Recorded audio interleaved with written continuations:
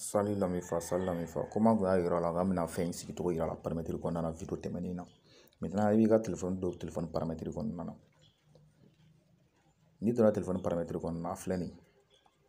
Maintenant, il y a option, il y a système qu'on a, système de téléphone ni nano qu'on a, il y a il y a la faut document option pour les développeurs. Nous ti mogom tala. Il va sur l'activement de utiliser quoi. Il y a téléphone qu'on a. D'autres comme les tailles mon téléphone quoi. Bon d'autres à propos du téléphone, il vous doit qu'on a. Ni doit qu'on a. Il y a numéro de bill ni. Le numéro de bill. Maintenant, là sur les là à utiliser. Ni ma délégué à utiliser. Ni à cliquer ta. Vous venez chiffre bobo. Ni chiffre bobo amna yirila. Il y a téléphone code. Amno demander fait. Il faut rentrer. Ni au donneron il va activer ko va yirila ko il y a option de développeur biga téléphone ngono.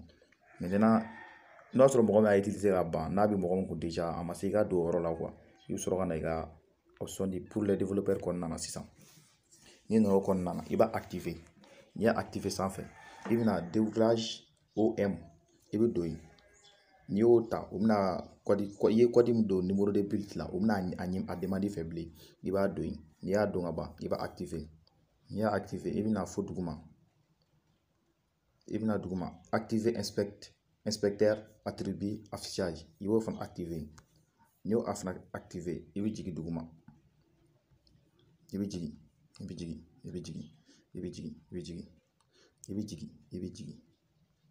i m'a ye n'est pas conservé activité i b'o fana activer n'i y'o activer dɔrɔn o ye fɛn in sigilen solo DNS sigilen i ka téléphone baara i bɛ connexion kɛ gratuite foyi ni famille ala sur la vidéo in na bon n'oubliez pas à b'a partager à b'i abonner vidéo natɔ la a baden de bɛ yen quoi an b'a fɔ ma komi ni ne disponible no fɔlɔ connexion kɛ na fu la fɔlɔ quoi